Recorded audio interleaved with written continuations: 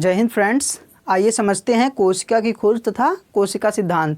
जैसा कि हम लोग जानते हैं, अगर कोशिका का एक चैप्टर देखें तो क्लास 9th में भी दिया गया है, जिसमें the fundamental unit of life, जीवन की मौलिक इकाई में जो है कोशिका को अच्छे से समझाया जाता है। तो आइए समझते हैं कोशिका की खोज तथा कोशिका सिद्धांत। इसको हम लोग कम्प्लीटली समझेंगे कि खैर कोशिका क्या होती है और कोशिका की किसने खोज की, किन किन वैज्ञानिकों ने मिल के कोशिका को जो है मतलब बेस्ट लेवल तक खोज के उसमें जो सारी चीज़ें होती हैं हम सब आपको अभी बताएंगे। तो वो सारी चीज़ें उन्होंने बताया, तो कोशिका से संबंधित सारी चीज़ें बता देंगे।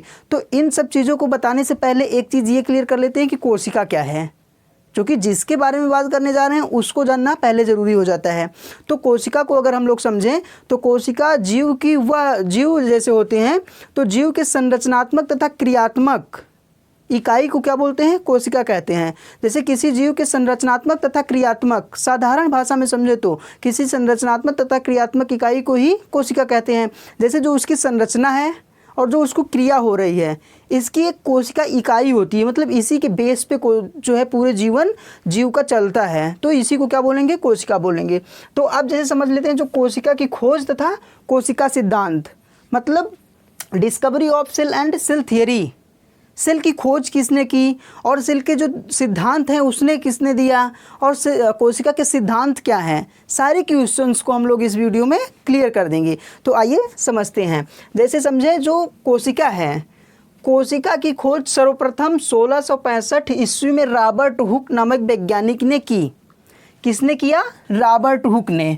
रॉबर्ट हुक ने कोशिका की खोज सबसे पहले की। बिल्कुल ध्यान देने वाली बात है, सबसे पहले रॉबर्ट हुक ने कोशिका की खोज कर दी। ये सन की बात करें तो 1665 ईस्वी की बात है। सबसे पहले 1665 ईस्वी में रॉबर्ट हुक ने जो कोशिका है उसकी खोज की। अब मतलब कोशिका समझ भी लेते हैं कि खैर कोशिका होती कैसे। हमने समझ लिया किसी जीव की संरचनात्मक तथा क्रियात्मक इकाई को क्या बोलते हैं? कोशिका बोलते हैं। आप समझिए जैसे कोशिका में अगर कन्फ्यूज़न हो तो जो हम लोगों की ये बॉडी है, पूरी बॉडी हमारी, मतलब आगे हमने सब कुछ यहाँ पे मेंशन कर रखा है, पहले समझ लेते हैं। प्लांट हो या फिर एनिमल हो, उनकी जो बॉडी है वो सेल से मिलके बनी होती है। तो जैसे सेल से मिलके बनी होती है तो वो कोशिका क्या है? तो जैसे मान लीजिए हमारी स्किन है, तो स्किन जो है ये भी सेल्स से बनी है। बोन्स और ब्लड, जित सारी चीज़ें जो हैं वो सेल्स से ही मिलके बनी है। तो पूरी बॉडी कंप्लीटली अगर बोले तो वो कोशिका से बनी है। ठीक है, तो कोशिका, ये सारी चीज़ें कोशिका हो गई। तो आप समझते हैं कि सर्वप्रथम 1665 ईस्वी में रॉबर्ट हुक ने कोशिका की खोज की। मतलब कोशिका की खोज जब इन्होंने कर दी तो जितने भी आने वाले वैज्ञानिक थे, जो इनके बाद के वैज्ञानिक हैं, इन्होंने कोशिका के बारे में बिल्कुल एकदम मन लगा के काम करना शुरू कर दिया, जिससे कि लास्ट में 1940 तक में कोशिका की अगर बात करें, सिर्फ 1940 तक में तो कोशिका के बारे में बहुत सारी जानकारियाँ उपलब्ध करा दी गई। अभी खैर तो अब तो बहुत सारी हो गई, लेकिन अगर हम 1940 की बात करें तब तक में न जाने कितने कोशिका की मतलब ढेर सारी जानकारी लाके रख दी गई है। कब से? 1665 से 1940 तक में। तो अगर हम बात करें तो सर्वप्रथम रॉबर्ट हुक ने क्या है 1665 ईस्वी में जब खोज कर दी, तो उसके बाद एक वैज्ञानिक आते हैं जिनका नाम है ल्यूविन हॉक। तो ल्यूविन हॉक जो साइंटिस्ट थे, इन्होंने 1674 ईस्वी में, इन्होंने 1674 ईस्वी में, जब 1665 में इन्होंने कर दिया, तो 1674 ईस्वी में ल्यूविन हॉक नामक वैज्ञानिक ने क्या किया, इन्होंने अंतः सूक्ष्मदर्शी द्वारा तालाब के जल में स्वतंत्र रूप से जीवित कोशिकाओं का पता लगाया। जैसे तालाब है उसमें पानी भी होता है, तो जो तालाब का जल है उसमें स्वतंत्र रूप से जीवित कोशिकाओं का पता लगाया। तो इन्होंने क्या किया, 1674 ईस्वी में एक तालाब का पानी लिया और इस पर रिसर्च करके उसमें जो जीव पाए जाते हैं उनके कोशिकाओं को पता लगाया और ये बता दिए 1674 ईस्वी में। ठीक है, अब इनके बाद एक वैज्ञानिक आते हैं जिनका नाम है रॉबर्ट ब्राउन। इन्होंने भी बहुत कुछ जो है अपना एक्सप्लेन किया और रॉबर्ट ब्राउन जी ने यहाँ पे ये सारी चीज़ें बताते हैं। तो रॉबर्ट ब्राउन ने 1831 में, अभी देखिए बात कहाँ से 1665 ईस्वी से बात आ गई है हम लोगों की 1831 में। तो रॉबर्ट ब्राउन जी कहते हैं कि कोशिका में केंद्रक की उपस्थिति का पता लगाया। रॉबर्ट जी ने क्या किया? कोशिका में केंद्रक की उपस्थिति का पता लगाया। केंद्रक की अगर बात करें मतलब सेंटर, हर चीज़ का एक सेंटर होता है। तो जैसे कोशिका की खोज कर दिए रॉबर्ट हुक ने, तो उसके बाद जब खोज कर दिए तो सभी वैज्ञानिकों को पता हो गया कि कोशिका भी कोई चीज़ होती है, क्योंकि होती तो पहले भी थी लेकिन पता नहीं था। तो जब रॉबर्ट हुक ने इसको बता दिया तो ये जो आगे के वैज्ञानिक थे उनके बाद के, इन्होंने उस पर मतलब पढ़ना स्टार्ट कर दिया, काफ़ी स्टडी किए। तो उसमें इन्होंने जो है रॉबर्ट ब्राउन ने क्या कहा कि कोशिका में केंद्रक की उपस्थिति का ये पता लगा दिए कि भाई कोशिका में केंद्रक भी होता है। तो एक चीज़ यहाँ पे और मिल गई, यहाँ पे भी ये चीज़ें मिल गई थी। तो अब इनके बाद एक वैज्ञानिक और आते हैं और उन्होंने भी, चूँकि अब सबका भरोसा धीरे धीरे बढ़ता जा रहा था कि कोशिका एक इंटरेस्टिंग वर्ड है और इंटरेस्टिंग जो है ऑब्जेक्ट्स है, मतलब अगर लिविंग्स की बात करें तो बहुत ज़रूरी हो गया था इसके बारे में पढ़ना। तो इनके बाद वैज्ञानिक आते हैं स्लाइडेन तथा स्वान। तो जो स्लाइडेन तथा स्वान है, ये दोनों लोगों ने क्या किया, 1838 से 1839 तक, ठीक है, इन्होंने क्या किया, इन्होंने कोशिका सिद्धांत के विषय में बताया। इन सिद्धांत के अनुसार सभी पौधों तथा जंतु कोशिकाओं से बने हैं, ठीक है, जिनकी मूलभूत इकाई क्या होती है, कोशिका होती है। फिर से देख लेते हैं इन्होंने क्या बताया, स्लाइडेन तथा स्वान ने, इन्होंने कोशिका सिद्धांत के विषय में बताया और इन सिद्धांत के अनुसार सभी पौधे, ध्यान दीजिएगा क्या है, सभी पौधे तथा जंतु कोशिकाओं से बने हैं और कोशिका जीवन की मूलभूत इकाई है। ये क्या कह रहे हैं, ये दोनों वैज्ञानिकों ने बहुत बड़ी बात बता दी। स्लाइडेन तथा स्वान ने कह दिया कि वो चाहे प्लांट्स हो चाहे एनिमल हो, मतलब पौधे हों चाहे जीव हों, जंतु हों, ये दोनों क्या होते हैं, कोशिकाओं से बने होते हैं। ये फिक्स कर दिए। कुछ लोगों में कन्फ्यूज़न रहा होगा, अपनी अलग थ्योरी देते रहे होंगे, लेकिन जब ये चीज़ ये प्रूफ कर दिए स्लाइडेन तथा स्वान ने, तो सबको ये क्लियर हो गया कि कोशिका की सभी पौधे और जंतु किससे बने होते हैं, कोशिका से। साथ ही साथ उसके साथ इन्होंने ये भी बता दिया कि कोशिका जीवन की मूलभूत इकाई है। इसका मतलब ये कि जो कोशिका है उसके बिना जीव की कल्पना नहीं की जा सकती। विदाउट सेल हम किसी भी लिविंग ऑर्गेनिज्म की थिंकिंग्स नहीं कर सकते, उनकी कल्पना ही नहीं कर सकते कि हो सकते हैं। इतनी बड़ी बात इन्होंने बता दी कि बिना सेल के कोई भी जीव हो ही नहीं सकता। और सेल दो प्रकार के होते हैं। अगर हम एक सेल की बात करें तो यूकैरियोटिक और प्रोकैरियोटिक सेल, ठीक है, यूकैरियोटिक कोशिकाएं तथा प्रोकैरियोटिक कोशिकाएं। तो इसके बारे में भी हम लोग आगे पढ़ेंगे, लेकिन अभी सिर्फ इतना ही जानेंगे कि कोशिका जीवन की मूलभूत इकाई है।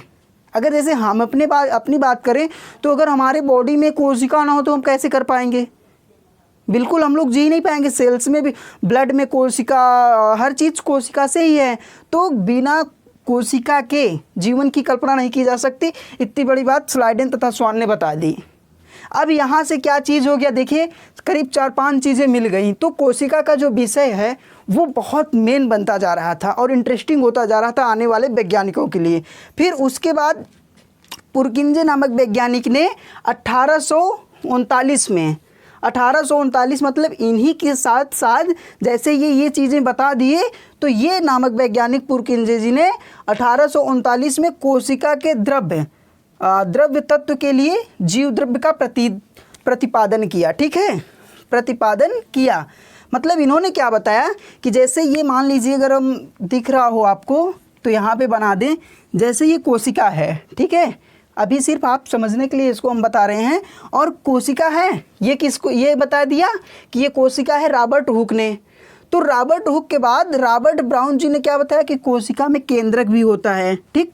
तो ये अपनी कोशिका हो गई, ये केंद्रक हो गया। लेकिन उसके बाद पुरकिंजे जी ने 1839 में ये बता दिया कि कोशिका के द्रव्य तत्व के लिए जीव द्रव्य का प्रतिपादन किया। मतलब जो यहाँ पे द्रव्य पाया जाता है इसका कोई नाम ही नहीं दे पा रहा था, बता ही नहीं पा रहे थे कि इसका रियल नेम क्या होगा। तो ये पुरकिंजे जी ने इसको बता दिया कि ये क्या होगा, जीव द्रव्य इसको बोला जाएगा, ठीक है। तो इसको जीव द्रव्य पुरकिंजे ने बता दिया।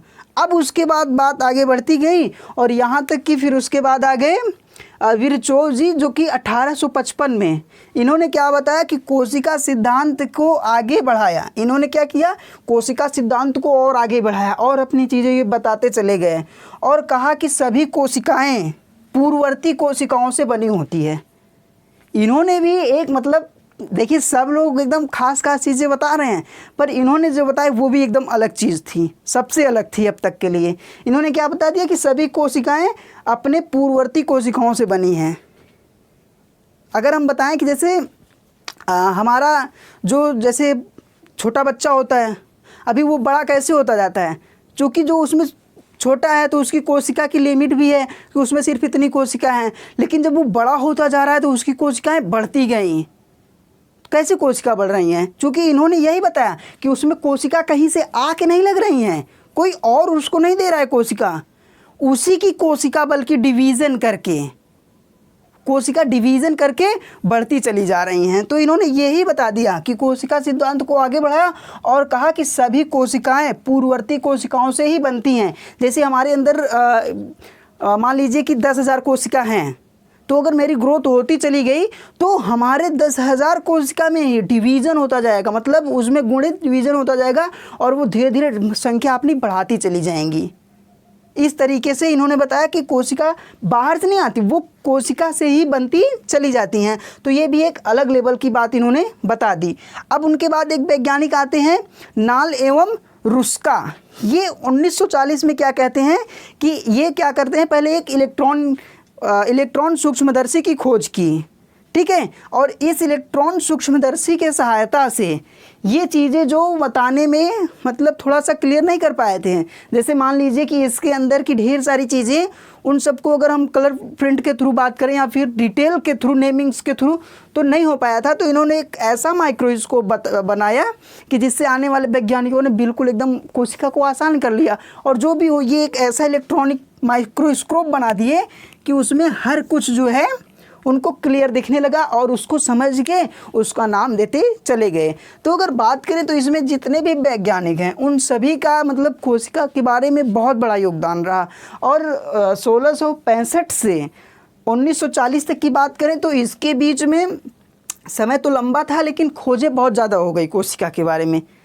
तो आई होप कि आप लोग कोशिका की खोज तथा कोशिका सिद्धांत के बारे में समझे होंगे। और अब आइए हम लोग समझते हैं कोशिका की विशेषताएं। जैसे हमने आगे चीज़ें समझ ली हैं कि कोशिका की खोज, डिस्कवरी ऑफ सेल, ये सारी चीज़ें समझ लिए हैं। तो अब हम लोग क्या बात करेंगे, कोशिका की विशेषताएं। खैर इसकी विशेषताएं क्या होती हैं ये सारी चीज़ें भी हम लोग जानेंगे। तो आइए समझ लेते हैं कि कोशिका की विशेषताएं क्या है।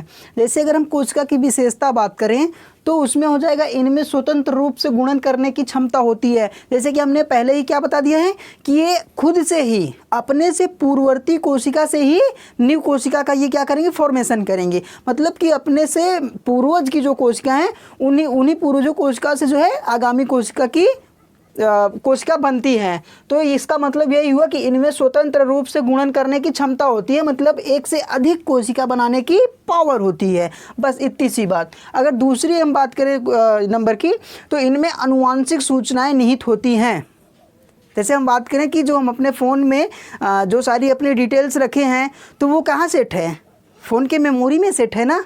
तो उसी तरीके से कोशिका में अगर हम बात करें तो इनमें कोशिका जो ये है आनुवांशिक सूचनाएं निहित करती हैं। आनुवांशिक सूचनाएं की बात करें मतलब जेनेटिक्स इन्फॉर्मेशंस। तो जो हम लोगों की जेनेटिक सूचनाएं हैं, आनुवांशिक सूचनाएं हैं, ये सब जेनेटिक्स का हम लोग जो है नेक्स्ट चैप्टर में पढ़ेंगे। तो अभी तक के लिए इतना ही समझ लें। जेनेटिक सूचना मतलब जिसमें जो है जीन से रिलेटेड हर चीज़ें होती हैं। जैसे हम लोगों का कोड हो गया, जीन, डीएनए, आरएनए, तो ये सारी चीज़ जेनेटिक जो हैं। तो इसके बारे में हम अभी नहीं, आगे जो है डिस्कस करेंगे। तो आनुवांशिक मतलब जो हमारे पूर्वजों से सूचना मिली है हमको, जैसे अगर हम उसकी चलिए डिटेल्स में थोड़ी सी बात अगर कर लें। जैसे कि हम लोग बढ़ना खुद से आने की बात कहते हैं क्या कि अब हमको बड़ा होना है या फिर जो है हमको चलना है। चलना हम लोगों को मतलब कोई ख़ास तौर से बात करें तो ज़्यादा सीखना नहीं पड़ता। जैसे हम लोगों को पढ़ना ज़्यादा पड़ता है, तो उसके लिए सीखने के लिए ज़रूरत नहीं होती। हम लोग खुद कोशिश करने लगते हैं सीखने, चलने के लिए, बोलने के लिए, रोने के लिए। ये सारी चीज़ें क्या होती हैं, ये आनुवांशिक सूचनाएं होती हैं और ये हमारे कोशिका में ही पाई जाती हैं। कोशिका के अंदर ढेर सारी चीज़ें होती हैं। कोशिका का जब अगला लेक्चर डालेंगे तो इसमें ये सारी चीज़ें मेंशन होंगी, तो आप नेक्स्ट वीडियो ज़रूर देखिएगा।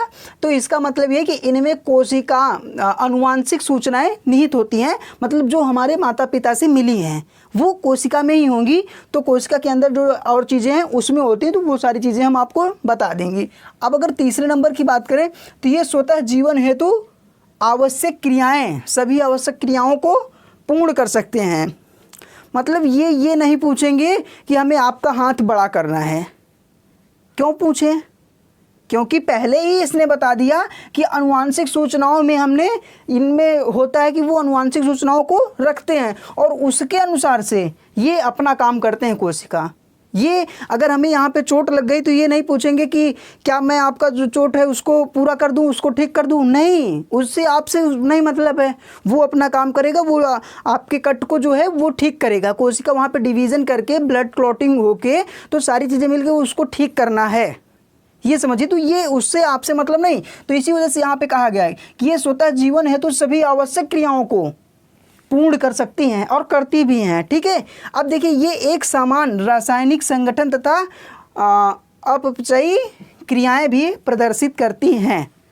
तो आई होप कि आप लोग जो है ये कोशिका के बारे में समझे होंगे और इसके नेक्स्ट लेक्चर में हम लोग क्या समझेंगे कि जैसे कोशिका की आकार क्या है, साइज़ क्या है, कोशिका में क्या क्या चीज़ें पाई जाती हैं।